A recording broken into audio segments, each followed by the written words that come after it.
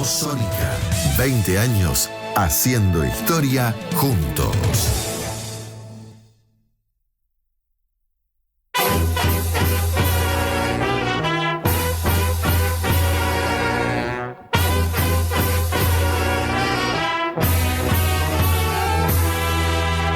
¡Viva el teatro!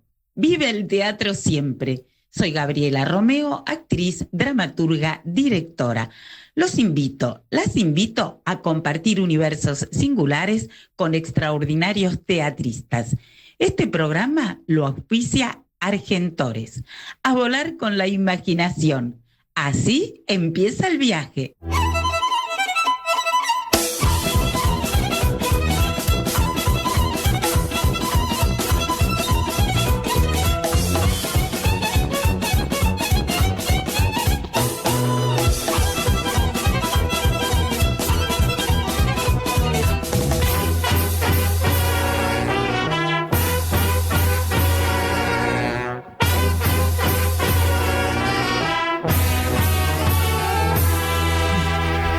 Hola, buenas tardes, viva el teatro siempre. Ay, me voy a desmayar, porque acá hay 3 talentos que admiro, respeto muchísimo.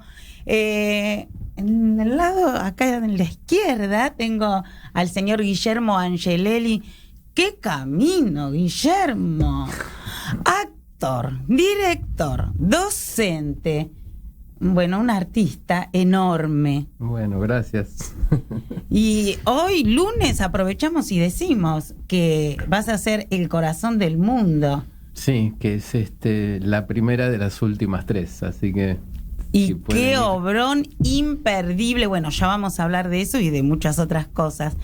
Del lado de la derecha, que no significa, no tiene ninguna connotación, lo tengo acá, Edgardo Moreira. Pero... ¡qué bestión del teatro! ¡Qué enorme! ¿Qué no hiciste? Yo creo que hay que empezar con qué no hiciste. Es muy larga la trayectoria, sí. La verdad es que yo ya, digamos, yo también me olvidé. Yo me perdí, digamos, en medio del camino, pero lo que pasa es que, aunque yo no parezca, pero tengo 73 años y llevo 52 años de trabajo. O sea, medio siglo. Medio siglo, pero actor, director, docente. ¿Seguís con la escuela Morello o tuviste que parar un poco? No, tuve que parar. El año pasado tuve que parar porque me fui a Madrid durante 6 meses, o sea que ahí ya paré de hecho. Y cuando volví estuve haciendo, pero menos, porque gracias a Dios, digamos, tengo mucho trabajo y no me da el tiempo, no me dan los tiempos. Bueno, vamos a hablar también de los pilares de la sociedad. ¿Qué brillas? Ante esa oscuridad y corrupción del mundo que se cuenta, apareces vos y parece que sale el sol. Bueno, qué personaje hermoso. Es muy lindo el personaje, sí. Digamos que la obra en principio es, es una de las genialidades más que conocemos de Ibsen, ¿no? O sea, es una obra que está escrita hace 150 años y que tiene una actualidad que parece escrita ayer. Sí. Si bien está, digamos, adaptada, pero... Y el personaje mío tiene todo un sesgo irónico, sarcástico, que hace que en medio de todo el drama aparezca y es como que... Sí, con humor se puedan decir cosas tremendas. Bueno, voy a presentar a Alfredo Martín, actor, director, dramaturgo, médico, psiquiatra, psicoanalista. Me parece que debes tener mucho trabajo. Es mucho. Mucho, talentoso. Vi muchas cosas tuyas, siempre me conmueven. Me encanta la poética que construís. Y esto está pasando con Huellas de Haroldo. Así es. Bueno, gracias por la invitación. Es un placer estar acá compartiendo con los compañeros y con vos. Sí, Huellas de Haroldo es un espectáculo que estamos haciendo en el Pairó sobre 2 cuentos de Haroldo Conti, Perfumada Noche y A la Diestra. Este último es el cuento que quedó en la máquina de escribir, la noche fatídica en que lo secuestraron y lo desaparecieron por el grupo de tareas de la dictadura. Entonces la idea era...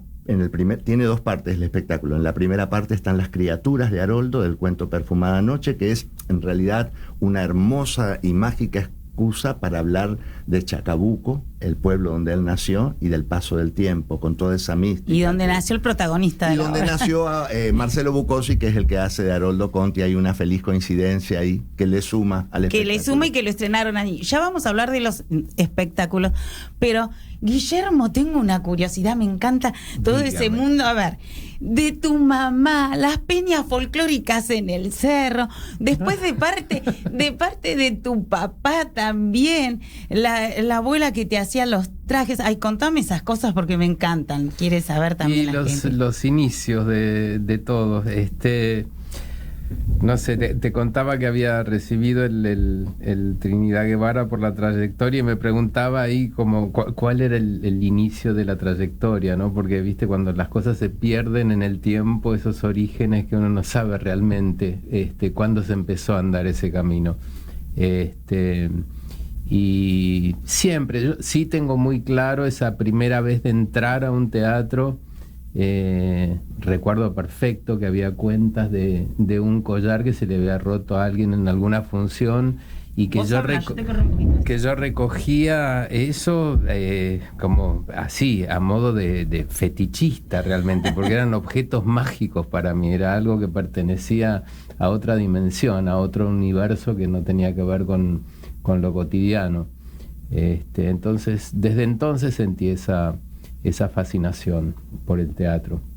Después, cuando llegué ya a la escuela secundaria, sí, me daba vergüenza porque era el único de la escuela de la primaria que seguía trabajando con los niños. Entonces paré y tenía la intención de terminar el colegio y entrar a medicina para hacer psiquiatría. Y a último momento di el examen para entrar en medicina y todo, pero a último momento dije no, quiero entrar en el conservatorio y así fue. En pleno proceso, en plena dictadura. ¿Y Sí. qué, eso que tu abuelo tocaba el violín y tu abuela recitaba? Mi bisabuelo ¿Tu tocaba bisabuelo? el violín. ¿Sabes todo? ¿De dónde recogiste tanta información? Y bueno, porque me gustan mis invitados. Sí, sí. Y ahora le voy a preguntar a él. Vos abajo del piano con 5 años que tu mamá tocaba el piano, que también fue rectora del conservatorio. Vos le preguntaste a la IA, ¿no? Porque todo esto vos no lo podés saber. Sí que lo sé. Bueno, sí, es así, tal cual. Digamos, yo estoy escuchándolo a él y hay tantos puntos de contacto porque en el colegio donde yo iba, yo era el único que iba a ser actor, porque nadie iba a ser actor. Pero mi madre fue rectora del Conservatorio Nacional de Música López Bullardo, que en ese momento era de música y arte dramático. Y le filmó el diploma a Alconi y a Edulio Mar. Y a Duilio Marcio, los dos, sí. Y bueno, ella era muy amiga de Guastavino, de Ginastera. Era toda gente que venía a mi casa. Y yo escuchaba y las conversaciones, y me escondía debajo de la mesa. Y me acuerdo que un día se me ocurrió agarrar una botella de sidra y destampar, y de golpe, pues no sabían que estaba debajo de la mesa. ¿Qué carajo estaba haciendo ahí? Bueno, estaba escuchando. ¿Y tu papá radionovelas? Sí, con Alcón? mi padre sí, fue compañero de Carlos Estrada. Él hacía radionovelas. Yo de chico lo escuchaba por radio. Tenía una voz así, muy, ¿no? Como en la época, muy engolada, y hablaban todos. Y yo escuchaba eso. O sea que sí, vengo de... Bueno, mi hermana... ¿la conocés a mi hermana? A Cristina. Sí. Fue una de mis dos maestras que fueron pilares Claro. en mi formación, Cristina Bueno, e Iben, que ¿Y estaba acá. Cucumelo? Y Cucumelo ¿Qué fue fue? producto de aquellos grupos, ¿Fue tu de aquellos primer cursos con Cristina. nombre de clown? ¿Cómo Sí, fue? el único nombre de clown, porque fue el único clown que hice, sí. Y fue un punto de inflexión en tu vida, ¿no? Absolutamente, porque después del conservatorio yo salí con la sensación de que no tenía una formación. Cada año teníamos un profesor nuevo, supuestamente en la época se enseñaba Stanislavski, pero cada profesor tenía su mirada sobre Stanislavski, entonces cada año era como comenzar de nuevo.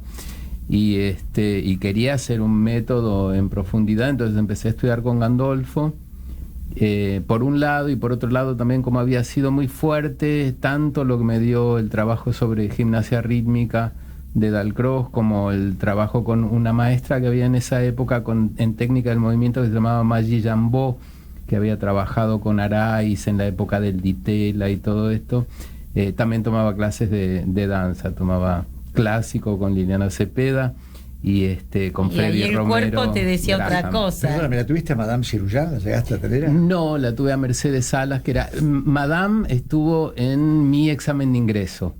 Que era una señora, era tan chiquitita, tan flaquita, pero era fuertísima. Como brava. Impresionante. No sirve, usted no sirve. Alfredo, ¿y vos a los 13 años le sacabas los libros a tu hermana ahí en Corrientes y empezaste a leer porque sos muy culto? Sos una investigadora. Tenés que escribir biografías y esas cosas, está buenísimo. Sí, bueno, yo soy hijo de un frutero. Y mi papá no terminó la escuela secundaria, mi mamá tampoco, eran muy inteligentes los dos, y bueno, vendían fruta, y entonces en mi casa todo lo que tenía que ver con la intelectualidad, fundamentalmente con la formación, estaba como una aspiración muy grande, un poco la historia de mi hijo el doctor. Claro. Y yo un poco cumplí también con eso, a pesar de que me siento un poco cerca de lo que estaba diciendo compañero en relación a, yo estudié medicina, terminé la carrera, pero también tenía ese propósito, ¿no? Que tenía que ver con la literatura y el teatro. Entonces lo que pasó fue que dentro de la Facultad de Medicina, en los 2 últimos años, creamos el grupo de teatro vocacional.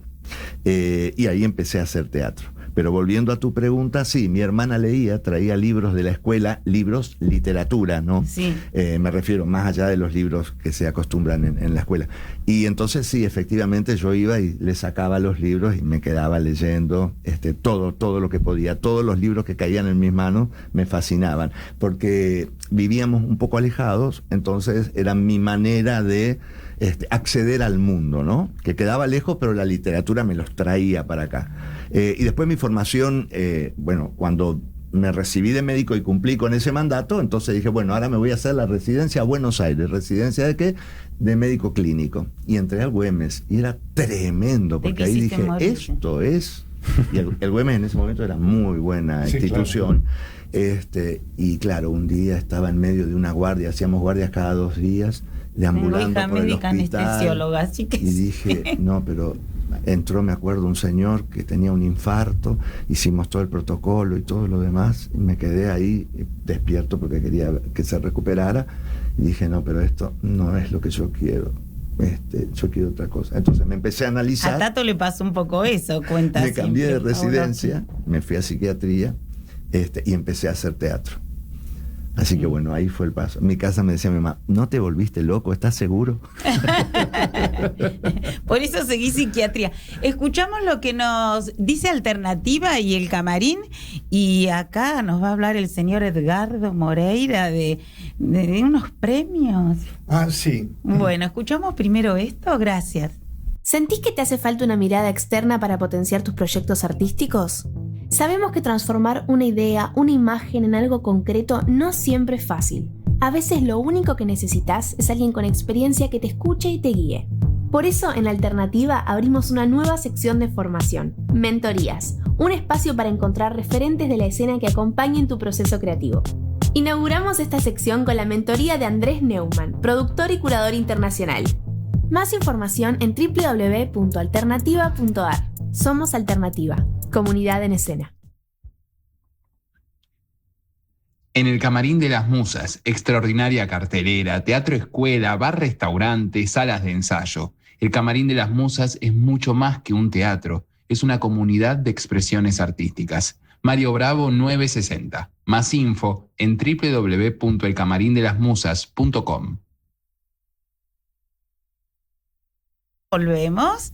Edgardo, ¿cómo es esto? Esa obra que hiciste multipremiada. Espera, porque aparte en el Maipo, que ahí es donde yo la vi, y Patalano también, me voy para atrás, te produjo una obra que vos hiciste con la Crila y Aleso. ¿Era así una vez? Sí, pero ahora ahí voy a hacer un link con lo que estaba contando él, porque Patalano produjo, cuando estaba al frente del Teatro Chacabuco, que ya desapareció, claro, una versión de Mary Barnes que hicimos, que dirigían Aleso y la Crila, y en la que estaba Pavlovsky. Yo trabajé con Pavlovsky durante 4 meses. Después, no me acuerdo, se enfermó Agustín, entonces quedó stand-by la obra, y cuando volvimos, Tato no podía, entonces lo tomó Bidonde y estrenamos con Bidonde, y lo producía Patalano, y tenía que ver con la antipsiquiatría, era todo lo que pasaba en Kingsley Hall. Entonces, bueno, yo ahí tuve la posibilidad, tuve 2 espectáculos en que tuve el privilegio de ser dirigido por Crila y Aleso al mismo tiempo, ¿no? O sea, uno fue Despertar de Primavera y otro fue Mary Barnes. Bueno, con relación a los premios que se entregan en 1 hora y media en Madrid, nosotros estuvimos con el espectáculo Come From Away durante 5 años. Empezamos a ensayarlo antes de la pandemia, quedó parado durante 2 años, retomamos, hicimos 4 temporadas en el Maipo, 350 funciones. Nos fuimos a España en una experiencia inédita porque estuvimos 6 meses viviendo, o sea, todo el elenco tuvo que reorganizar su vida para ir a vivir a Madrid, no fue un chiste, ¿no?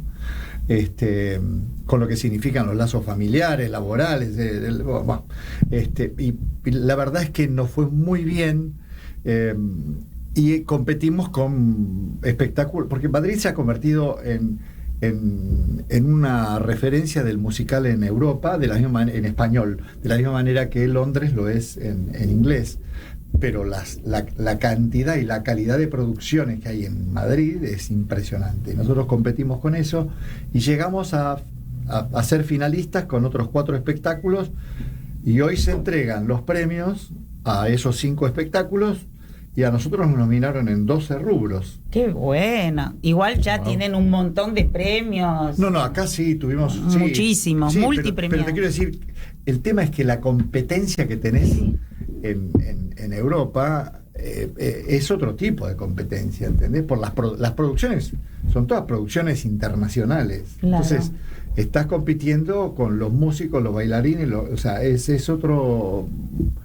Es otro nivel de exigencia, realmente es bueno, a pesar de que está muy bien lo que está pasando acá en la Argentina, al revés, acá, digamos, en los últimos 20 años ha crecido el musical de una manera exponencial, ¿no? Sí, mucho, y con mucha calidad.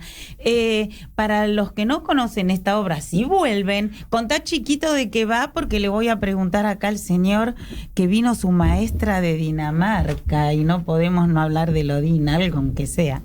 Bueno, voy a ser lo más sintético posible. Sí. La obra transcurre en Gander, que es un pueblito de Canadá, que tenía un aeropuerto muy grande cuando los aviones no tenían autonomía y bajaban ahí para abastecerse y después seguir en el continente americano. Cuando vienen las Torres Gemelas, derivan 38 aviones con 7.000 personas a ese aeropuerto, y la obra cuenta los 5 días que un pueblo de 2.000 habitantes recibe a 7.000 y les da alojamiento, contención emocional, los alimenta. O sea, es lo que pasa con eso. La pareja, que es un matrimonio que escribió la obra, la escribió pensando en llevarla por las universidades canadienses, porque entendía que era una obra que hablaba del espíritu solidario de los canadienses. Claro, ¿cuánto hace falta? Jamás pensaron que iba a ser un éxito en Broadway, después en Londres, y la Argentina fue el primer país que hizo la presentación de esto en un idioma que no fuera el inglés. Ahora ya hay en Japón, ahora es distinto, pero cuando la hicimos nosotros fue la primera versión en idioma no inglés. Y qué hermosura, además, y qué potente el vínculo humano entre ustedes y lo que estaban tratando, el tema el universo que aparecía ahí de solidaridad, tan opuesto a los pilares de la sociedad que ahora dentro de un ratito nos vas a hablar. Así que vino tu maestra, contá algo de Lodin. Sí. Ay, contá de esta mujer enorme. Yo la conocí en el año 86. Yo estaba trabajando con el Club del Clown y supe, contaba esto, ¿no? De la voluntad. Yo había entendido en el conservatorio que había algo en el trabajo físico que para mí había sido todo un descubrimiento, ¿no? Como ver esta cosa del trabajo sobre las acciones, toda una parte de Stanislavski que el conservatorio no había tocado en absoluto, que tocaba mucho más toda esta idea de la memoria emotiva y toda esta otra cosa. Y descubrí que eso para mí había sido una herramienta fundamental. Primero, yo no empecé con las clases de danza porque no encontraba una escuela que tuviera un entrenamiento físico para el actor, y vocal también, ¿no? Y en el trabajo... Tan importante la energía, sí, ¿no? Sí, que aparece en el cuerpo, en dosificar en la palabra. Y el descubrir también esta cosa, ¿no? De las emociones que aparecen en la memoria del cuerpo a través de la acción. No solo el despertar de la cosa sensible, porque también en el trabajo con Gandolfo había sido un trabajo de memoria sensorial, pero era mucho más desde la pasividad, era despertar esa memoria después del trabajo con ciertos elementos o con ciertos estímulos, y tratar de recuperar esas sensaciones. Encontrarme con ese trabajo a través de la acción para mí fue fundamental. Y el encuentro con Iben también como maestra, que era encontrarme con una actriz, encontrarme con alguien. Yo pensaba siempre en esto, ¿no? Como si yo fuera un taller de carpintería y el maestro carpintero me dice, no, esta pata tiene que ser así o asá, desde la experiencia, desde lo empírico. Y esto para mí fue muy fundamental, porque siento que toda la cosa que había vivido hasta ese momento en relación a lo psicológico, había como mucha especulación sobre lo intangible, que quizás para alguien que era muy joven y tenía tan poca experiencia de vida, sobre todo, claro, de vida. Era muy difícil de poder apresar. En cambio, a través de la acción para mí era un aprendizaje mucho más concreto. Y además aprendiste un montón de idiomas, estaban vinculados con un montón de Estuve forzado a eso. Por suerte siempre me gustó. Cucumelo era mi clown, le encantaba trabajar con lenguas inventadas. Y te todo encontraste esto con el juego del niño, empezaste a disfrutar eso, ¿no? Que estaba como un poco dormido en el conservatorio. Bueno, fue la primera vez que me encontré con esto de romper la cuarta pared. Yo me acuerdo en una clase con Gandolfo que unos compañeros estaban haciendo una escena, y viene el asistente de Gandolfo porque lo habían llamado por teléfono. Entonces él se retira de la sala y ellos siguen haciendo la escena pero sin decir el texto, siguen como medio merodeando ahí sin querer dejar, pero eran conscientes de que Carlos se había ido, pero no acusaban recibo, como si nada hacían. Y para mí eso era rarísimo, ¿no? Esta cosa de tirar abajo esa cuarta pared que habían sido años construyendo, fue un descubrimiento. Batato, en la calle, después de tanta represión, ¿habrá sido? Sí, fue muy fuerte. Fue muy fuerte. Bueno, vamos a hablar en un ratito acerca de lo que ahora estás haciendo, que me imagino que es un trabajo enorme, difícil, que brillás en este trabajo del corazón del mundo. Todo eso, ¿cómo te sirvió?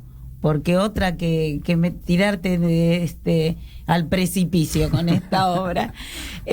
Alfredo, contá cómo empezaste a construir poética con este cuento Perfumada Noche, y después qué hermoso lo que se te ocurrió de terminar ese cuento que Haroldo no pudo terminar. Claro. Bueno, Perfumada Noche es un cuento de Haroldo que está en el libro de cuentos completo, que cuenta la historia de Aide Lombardi, una maestra rural, y el señor Peliche, que es el cohetero del pueblo, cohetero que en ese tiempo anunciaba los edictos judiciales, las fiestas patrias con bombas de estruendo. Eso se usaba mucho. Luego eso, de los remates, ¿no? Luego eso pasó. Pero en ese momento lo que concibe Haroldo Conti es una especie de amor platónico, en donde este señor lo único que hacen es saludarse, nada más, y tiene la idea de que un segundo en la vida de un hombre puede ser una luz deslumbrante, ¿no? Dice Haroldo Conti, que basta para darle sentido a toda su vida. Y este hombre es muy interesante porque en vez de mandarles las cartas que le escribía, las ponía dentro de las bombas de estruendo y apuntaba al patio de su casa para que las cartas le llegaran. A veces se equivocaba y le llegaban a otra mujer y tenía sus problemas, ¿no? Pero bueno, es muy interesante y es una excusa muy mágica para contar lo que es el gran tema de Haroldo Conti, que es el tiempo, cómo las cosas se vuelven tiempo. Él tiene una literatura muy contemplativa, en donde no es el costumbrismo, sino ni la cosa más, digamos, realista, sino que hay todo un trabajo mucho más de extrañamiento y de mística sobre el pueblo de Chacabuco. Entonces, como a Haroldo le gustaba mucho contar historias, y eso venía del papá, entonces la idea que se me ocurrió es, digo, bueno, que vengan 3 cómicos de legua al público y le cuenten, vienen a Chacabuco a contar una historia, a contar esta historia de Perfumada Noche. Y contando esa historia se van metiendo en los personajes y terminan siendo, ¿no? Constituyéndose. En medio de eso, aparece la segunda parte, que es el otro cuento. Entonces el escenario cambia cuando esto termina. Empieza a ser la casa de Haroldo de Villa Crespo esa madrugada del 5 de mayo devastada, porque no solamente los secuestraron y hicieron un estrago enorme, sino que arrasaron con todos los bienes materiales, inclusive se quisieron llevar al hijo de 3 meses, Ernesto, porque era rubio y decían que lo podían vender bien, y lo cambiaron por un televisor. Fue público tuyo y te dijo, yo soy el de los 3 meses. No me lo dijo a mí, lo abrazó a Marcelo y estaba muy, muy emocionado. Es que esa cuestión es tan fuerte cuando ellos dos estuvieron, Alejandra Conti y Ernesto, es más allá de que está sublimado y de que hay todo un procedimiento de poetización. Yo creo que, porque lo que pasa ahí en el escenario es, se van alternando fragmentos del episodio de esa noche en relación digamos, al interrogatorio y la tortura, con el empeño que pone este fantasma de Haroldo en voy a terminar el cuento. Entonces hay algo entre el arte y la literatura, la poética y esa cosa más oscura de lo que sucedió esa noche. Entonces ellos quedaron realmente muy, muy choqueados. Igualmente creo que está en nuestro ADN, ¿no? Lo que hemos vivido todos y que de una manera u otra con la dictadura. Entonces ahí el teatro, creo que más allá de la cuestión expresiva y artística que lo caracteriza, creo que es un territorio de memoria, de historia colectiva. Entonces nos pega doblemente, me parece a mí, desde estas 2 instancias, ¿no? Nombrar el elenco, los días de función, cómo consiguen las entradas. Bueno, nos quedan 2 funciones. Estamos ahora los viernes, antes estábamos los jueves, pero felizmente pasamos a los viernes a las 20:30 en el Teatro Pairó. Bueno, el elenco está integrado por Marcelo Bucosi, que hace a Haroldo Conti, los cómicos de La Legua, que son Ariel Hall, Pablo Mingrino y Lara Olgiati. Hay una cosa muy linda que es todo lo que es la maqueta del pueblo de Chacabuco, que se va construyendo a medida que van narrando esta historia, porque como dije es una excusa para contar cómo el tiempo convirtió a Chacabuco de pueblo en ciudad, todo lo que se perdió con eso, todo lo que se ganó, pero esa cosa que nos trastoca a todos, ¿no? Creo que todos estamos interpelados por el tiempo y qué pasa con nuestra vida con el tiempo, qué desaparece, qué aparece. Entonces termina esa parte y aparece toda la maqueta que se va armando con unas miniaturas en escala que hizo Gustavo Reverdito, que es un mago, actor, gran actor. Y hay música en vivo. Y hay música en vivo, claro, que dialoga con es los un personaje, personajes. sí. Agustín Giganti, que también es el autor, junto con Quique Sosa, de la música original. Y están en el 20:30 los domingos. Los viernes. Veo tanto teatro que viernes. Viernes 20 y 30. Nos quedan este viernes y el que viene. Ahí volveremos seguramente el año que viene. En el Pairó. En el Teatro Pairó, en la calle San Martín y Córdoba. 766. Y las entradas por el Alternativa Teatral. Sí, o pueden ir al teatro también antes, porque como es muy grande la capacidad del teatro, entonces ahora... Hace unos años ellos decidieron poner un telón, porque tienen 100 y 120 entradas. Entonces, ahí estuve con Venecia años, con Elena. Bueno, que se haga Huellas de Haroldo y que se... porque me olvidé de decir, este año es el centenario del nacimiento de Haroldo Conti. Entonces, y cerraron el centro Haroldo Conti. Y miren la paradoja, ¿no? Digo, se cierra el centro Haroldo Conti por la gestión que está en el poder ahora, y cómo su obra se replica. Y hasta lo tradujeron al chino, nos contó Alejandra, su hija. Bueno, maravilloso. Así es el arte que resiste. Bueno, entonces, las huellas de Haroldo, los viernes 20:30 en el Teatro Payró, las entradas por alternativa teatral o en la boletería del teatro. San Martín, esquina Córdoba. Ay, Dios mío, los pilares de la sociedad. Escuché a Suárez, que es, bueno, a el enorme actor Jorge Suárez, de también un precioso camino, que es su primera obra que dirige, y que lo que quiso potenciar en este proceso es la actuación, los actores, y tírense al vacío, vértigo.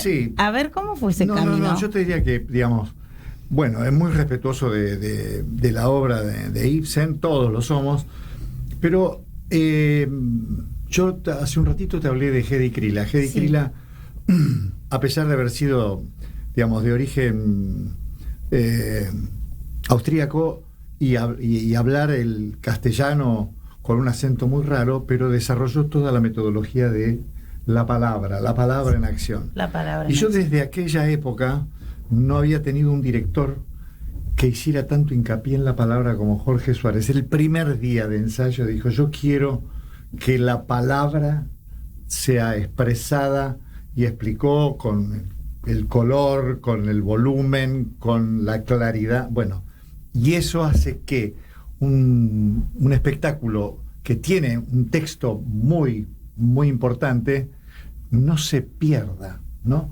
Porque pensá que estamos trabajando en una sala muy grande, la sala de Presidente Alvear, donde obviamente hay creo que un micrófono ambiental y punto, ¿no? Con lo cual hay que realmente proyectar, y no se tiene que perder, porque si el público no sabe qué están diciendo, entonces creo que eso fue una de los objetivos que se planteó, y lo consiguió. Creo que hay una muy buena puesta de luces, música original, hay un trabajo con el vestuario, si bien es atemporal, pero está ubicado en el 1900, con lo cual hay una cosa muy romántica, y los talleres del Teatro San Martín permiten. Entonces vos ves un vestuario realmente muy atractivo visualmente. Es un espectáculo teatral,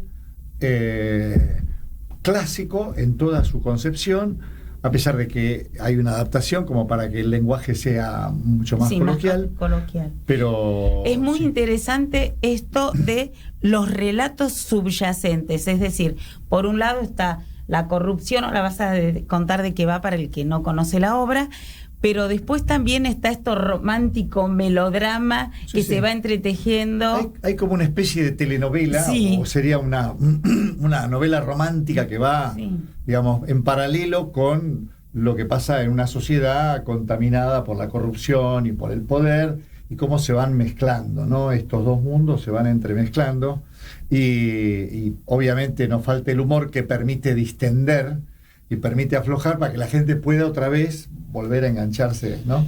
Lo que es maravilloso también es esto de Ibsen, que bueno, ya con Casa de Muñecas y demás, del revalorizar a la mujer y ponerlo, es muy contemporáneo todo esto, y en la adaptación además hace foco en eso también, ¿no? Que ya está en Ibsen, porque eso está en Ibsen, pero está valorizado eso. Creo que nosotros estamos agotando las entradas, o sea, no hay entradas, una cosa, nosotros no estrenamos ni siquiera hace un mes. ¿Podés nombrar al elenco? ¿Te acordás de todos los días de función? No sé si de todos, no sé si alguno me voy a olvidar, pero está Martín Seffel, está Eleonora Wexler, está Gerardo Chendo, está Mara Bestelli, Finamore, Pablo Finamore, Alfredo Castellani, Susana Giannone, Se me está quedando alguno en el camino, pero no me los acuerdo, somos 14. Vestuario, escenografía, ¿te acordás? No, tampoco. No, te tuve que traerte. Yo no tengo, no traje la ayuda de memoria. Claro. Te voy a decir una sola cosa que me parece muy divertida. Dale, sí. Pero me parece muy anecdótico, pero muy divertido. Piñeiro, el que es piloto, chef, ¿no? Está haciendo un espectáculo que se llama Volar es humano, aterrizar es divino, que lo viene haciendo hace como 10 años. Él, a la sazón, es el marido de Carla Calabrese, que es la directora y productora del musical. Pero yo lo he visto, hemos viajado en el avión de él a distintos lugares, bueno. Entonces me llama un día, hace cosa de un mes, me dice, quiero que me hagas 2 escenas para el espectáculo. Bueno, hice las 2 escenas. Entonces, cuando estrene el espectáculo, hace 15 días, me llama y me dice, yo quiero que vengas a saludar. Le digo, no puedo, no puedo, estoy haciendo otro espectáculo. No, pero vos tenés que venir. Bueno, yo termino de saludar en el Teatro Alvear, salgo a Los Santos pedo, me cambio como puedo, salgo por la puerta de emergencia y hay un tipo que me está esperando, que me mete adentro de un auto y me lleva al Teatro Coliseo, donde me vuelvo a cambiar para salir de escena a saludar. Todo esto en el término de 10, 15 minutos, ¿entendés? Entonces, me pareció tan loca la situación, pero me pareció una aventura maravillosa para hacer, que le dije, sí, lo voy a hacer y lo vengo haciendo, bueno, y ya lo hice. Ya después te voy a preguntar de otra anécdota que me pareció muy interesante, pero vamos a hablar con Guillermo. Pero decí los días de función de los pilares. Los días de función vamos de miércoles a domingo. De miércoles a sábado estamos a las 20 horas y los domingos a las 19. En el Teatro Presidente Alvear, que es tan nuevo, remodelado, divino, hermoso. Y las entradas en la página, en boletería del San Martín, sí, o en la página. Sí, y los días miércoles hay un día popular. O sea, muy bien. Estudiantes y jubilados tienen un valor muy accesible. La van a pasar bomba. A mí me encantó estar ahí. Gracias. Y bueno, habitás ese universo y tiene tanta actualidad la obra. Guillermo, el texto ya era vértigo. Contá por qué esa estructura loca, contá un poquito acerca del texto. Bueno, en realidad es una obra que está escrita para 3 personajes. De hecho, Lautaro había hecho una primera versión, él dirigiendo y actuando también, pre-pandemia, y después había quedado esa pantalla que tenemos que usar, que hay un efecto que se usa en el espectáculo que se llama Pepper Ghost, que es un efecto que se usaba en ferias de atracciones de principios del siglo XIX, y que es por lo que se permite que aparezcan estos otros personajes. Y tiene la idea de que esos 3 personajes se resuman en un solo actor. Cosa que me parece que es muy interesante, porque los 3 personajes aparecen en las proyecciones, entonces hay un cuerpo que los va unificando, y es esto lo que sucede en la historia también, solo que al revés. Es un tipo que un linchera le da un golpe y en esa caída... Es un tipo que camina la misma calle una y otra vez todas las noches, siempre ve al mismo linchera, tanto que eso se vuelve rutina y lo hace automáticamente. Él dice, lo podría hacer con los ojos cerrados, y sin embargo, una noche ese linchera le da un palazo, y en el transcurso de la caída, al recibir el palazo, antes de llegar al piso, esa conciencia se dilata y se divide en estos 3 personajes. Entonces empieza a transitar la historia, o parte de las historias de estos 3 personajes distintos. Bueno, ¿y cómo fue tu trabajo, como la búsqueda? Porque es muy difícil. Fue muy difícil, me atrajo mucho el texto desde un primer momento, porque es muy poético. Hay algo que es absolutamente cotidiano, que podría ser hasta banal en la historia esta central, y sin embargo hay una descomposición del tiempo que me hace acordar esto que decías vos, ¿no? De esa historia que en un segundo puede encerrar tanto. Y esto que este fenómeno que creo que se llama paramnesia, ¿no? Que es ese momento previo a la muerte donde hay una sucesión de recuerdos, un vértigo de O por recuerdos. lo menos eso es también como un mito que todos manejamos, ¿no? Exacto. Que en el momento anterior a la muerte hay Pasa un la repaso de toda la vida, pasa la vida. Exacto. Tal vez no sea así, Nadie lo pero sabe. está buenísimo pensarlo. Bueno. Claro. Cartoon, escucha, cartoon. Para pero resonaba mucho en mí porque también vos acudís a estos 3 cuentahistorias, y acá son 3 historias las que se mira. cuentan, son 3 personajes distintos. Resonaba también en mí esta cosa del 3 como representación del infinito limitado, ¿no? Sí. Y te habitan. Y me habitan y los habito. Y los Es habitas. así, hay como una contaminación recíproca. Y era muy, muy difícil para mí poder entender estos 3 personajes y la dirección temporal que iba llevando cada uno, porque hay uno que claramente va hacia adelante en el tiempo, otro que va hacia atrás, otro que va y vuelve. Entonces, Cuando quisiste leer desde la razón no funcionó. imposible, pero había algo en ese modo de contar que me resultaba absolutamente atractivo, que me encantó. Entonces, apenas ya desde la primera lectura yo dije, sí, lo quiero hacer. Y bueno, así me embarqué en eso, con todas las dificultades que representó después estudiar ese texto. Claro, porque aparte es muy importante o muy interesante esto de lo que hacen con la pantalla, con la tecnología, en teatro independiente, que a veces te pones nervioso para poner, qué sé yo, un tema musical que tiene que salir, una pista. Sí. ¿Cómo La fue tecnología es muy simple en realidad, ¿no? Como decía, es un truco muy antiguo que se usaba. Pero lo que sí es que requiere de muchísima precisión de quien está en escena real para Que sos entrar vos. en relación con esas imágenes, ¿no? Claro.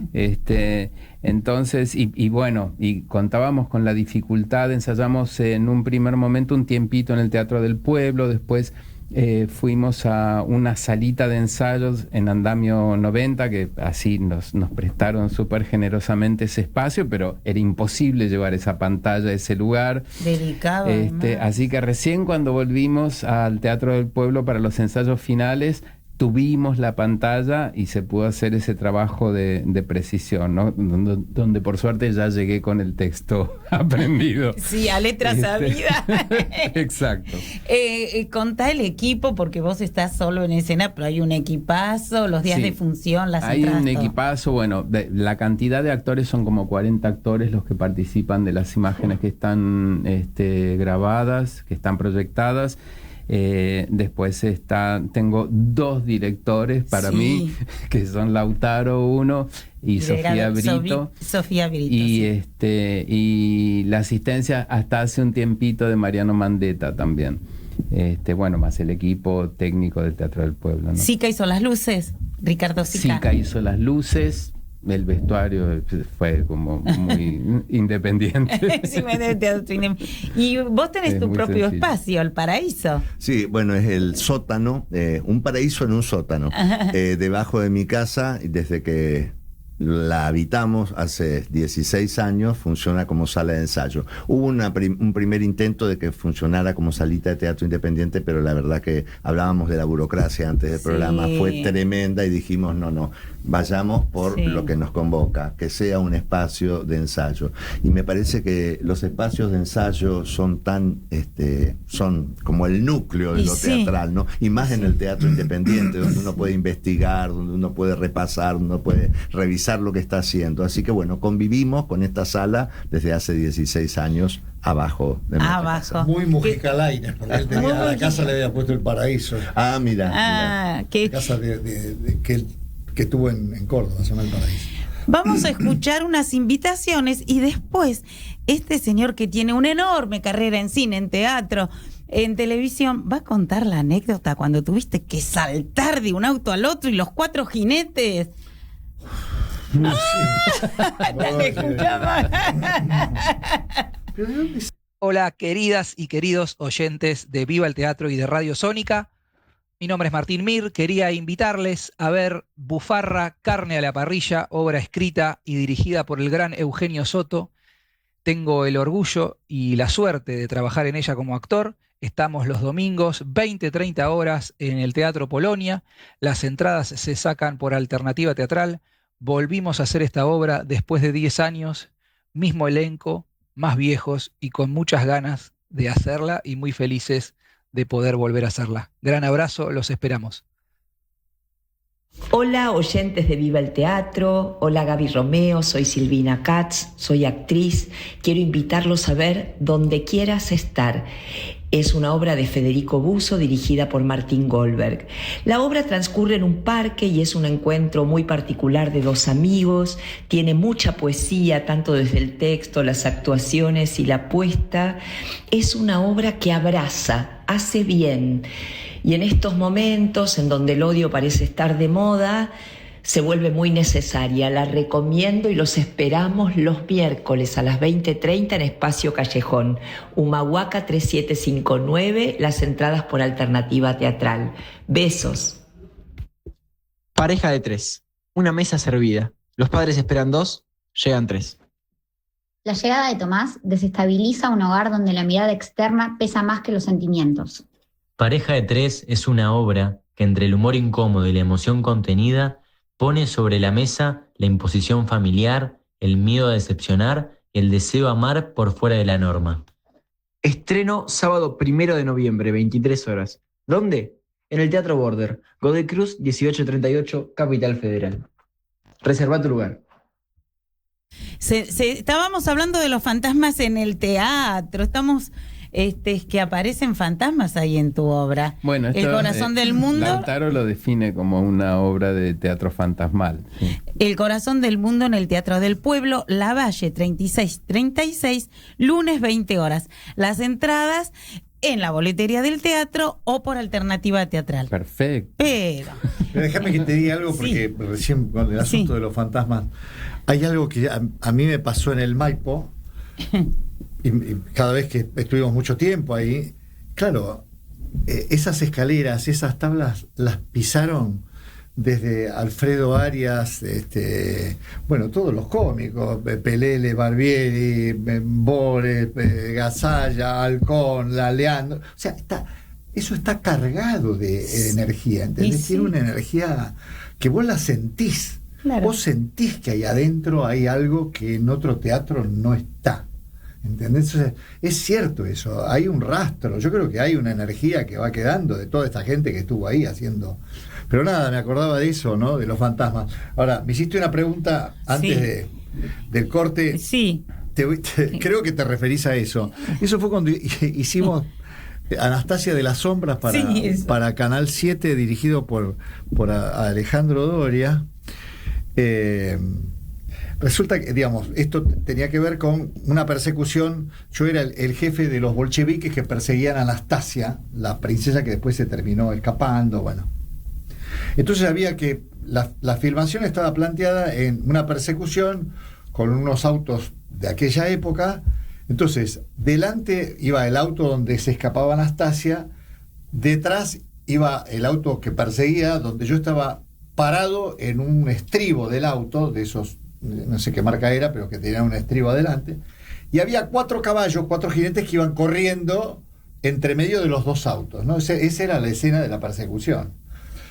En determinado momento los caballos llegaban, porque formaban parte de mi ejército, paraban al auto, yo saltaba del auto en movimiento, atravesaba los 4 caballos y iba a parar al otro auto. Viene toda la toma, yo, un enfermo de querer hacer las escenas de riesgo, porque era una escena de riesgo. Era muy joven en ese momento. Bueno, viene la toma, salto del auto, voy a pasar entre los 4 caballos y uno de los caballos sacó una patada, me la dio. Yo recuerdo que caí de espalda y por un momento perdí el conocimiento. Sí, fue tremendo. Cuando volví tenía la cara de gente que miraba asustada. y yo no sentía las piernas. Y entonces yo veía que miraban, y de repente miro así, tenía el muslo izquierdo, tenía abierto el pantalón, sangre, y tengo todavía la herradura marcada, que por suerte me pegó en el músculo. Pues si me pega en los genitales me mata, si me pega en la rodilla me rompe, quedó rengo. Me salvó que yo, digamos, tenía un buen músculo, bueno, me quedó, pero, digamos, me amortiguó el golpe. Y ahí aprendiste que doble de riesgo pide el señor. Exactamente. Pero ahí no, y tengo otras para contarte, no conmigo, pero sí, digamos, haciendo una película, había un tipo que se ocupaba de todas las armas, años 80 por ahí, y traía las armas, y había una secuencia donde había un tiroteo con armas largas. Entonces viene la persecución, yo perseguía, corte, y había un tipo tirado en el suelo y gritando, y dice, corte, el tipo seguía gritando, corte, y de golpe lo dan vuelta, y ese sí tenía en los genitales todo manchado de sangre. ¿Qué pasó? Digamos, el tapón de cera, cuando sale, con la fricción del aire se diluye, pero si vos lo tirás a una distancia muy corta, no hay recorrido para que eso ocurra, entonces sale con toda la fuerza del disparo, y se ve que uno se acercó y le tiró muy de cerca, y le pegó el tapón de cera, claro. Y le... Bueno. Pero ahora vamos a contar una más divertida, chiquito. Así que Darío Vittori, haciendo función, contaba las cabezas de los espectadores y sabía cuánto sabía. No solamente Vittori. Yo trabajé con todo. Y además hice todo tipo de teatro porque me fascinaba y aprendí de todo. El otro que me contaba era que Tristán, que tenía un ojo para un lado y otro para... Con el ojo que tenía Virola, contaba a los espectadores. Llegamos a un teatro en Santiago del Estero, el Teatro Municipal, de 800 personas, enorme. Entonces, termina la función y yo salgo, el Tano se metía detrás donde estaba la boletería, y de golpe veo que estaba puteando. Yo no escuchaba nada, y se abre la puerta y escucho que dice, yo no me voy de acá adentro hasta que no aparezcan las 23 entradas que faltan. Yo digo, ¿cómo hace este tipo para contabilizar todo eso? Él cuenta las vacías. Claro. Él sabe qué capacidad tiene el teatro y te cuenta las que están vacías. Bueno. Recién comentó Guillermo, y lo felicitamos, el Trinidad. Te dieron por la trayectoria. Y usted le ganó el Trinidad Guevara también y Marcelo Bucosi también. Claro, tuvimos la fortuna de que nos premiaran por Un Mar de Luto, que era una versión divina de La Casa de Bernarda Alba, pero el elenco estaba integrado íntegramente por varones, no con la idea de parodiar a las mujeres, sino con hacer un cuestionamiento del binarismo de género. Entonces estaban, digamos, los actores puestos con los personajes, eran femeninos. Me encantó, muy premiada esa obra también. Sí, nos fue muy bien, por favor. ¿Pero hay algo que quieras comentar del Trinidad Guevara o no? Bueno. Me parece, porque está bueno decirla, tocar estos temas también. Me alegro que me preguntes. No, el Trinidad Guevara, los que estamos acá, que sabemos por la trayectoria, por el tiempo de trabajo y por lo que conocemos de los premios, es un premio especial en el sentido de que, más allá de su prestigio, más allá de los años, es un premio que está otorgado por los pares. Bueno, te felicito, pero no sabía que vos lo tenías también. Supongo que a vos te habrán nominado alguna vez también.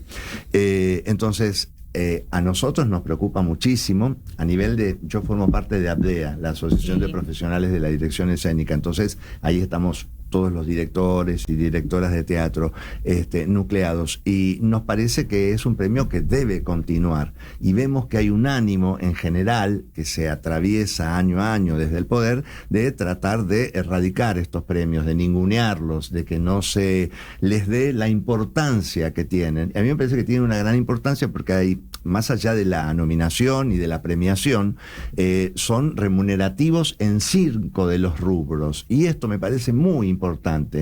En primer lugar, porque lo dan compañeros y compañeras que van a ver todos los espectáculos y que realmente hay una premiación que tiene cierto carácter, como digamos, de cercanía y de justicia. Y por otro lado, porque es remunerativo y me parece muy importante que en nuestro país, con la importancia que tiene el teatro independiente y el teatro en general, pero sobre todo el independiente, digo, se pueda premiar a los actores y tengan un subsidio, que son para los 5 rubros: dirección, actor protagónico, actriz protagónica, trayectoria, me está faltando, no, ya están los 5. Que no es tampoco mucho dinero, pero me parece que revaloriza y reconoce nuestra actividad. Entonces sería justo que estos premios tuvieran el lugar que les corresponde. La última vez nos lo entregaron abajo del puente, bueno, en el centro de Adán, Buenos Aires, que no tengo absolutamente nada contra el centro, me parece maravilloso, pero estaba alejado de toda posibilidad de concurrencia y sin ninguna autoridad que convalidara nada. Hablando de fantasmas, era una premiación fantasma, no teníamos ni siquiera a quién agradecer, digamos. Bueno, como ya nos tenemos que ir, lo que quiero decir es muchísimas gracias por acompañarme, gracias a Sónica, gracias Gonzalo, pero también a despertar nuestros señores gobernantes que despierten, y para que despierten pueden escuchar, si les parece bien, la letra de esta canción que se llama, ¿cómo se llama? Tango para abortar. Muchísimas gracias. Viva el teatro siempre. Muchas gracias a vos por la invitación. Muchas gracias. Que no es tuya ni mía, sino que está siendo entre nosotros. Basta de buscar un relato que complazca tu falsa culpa. Basta de hurgar entre las cosas que fui, no fui y no me interesa ser. No hay trauma ni conflicto con aquello que fuimos, somos. Baila con les pibes en las barriadas, baila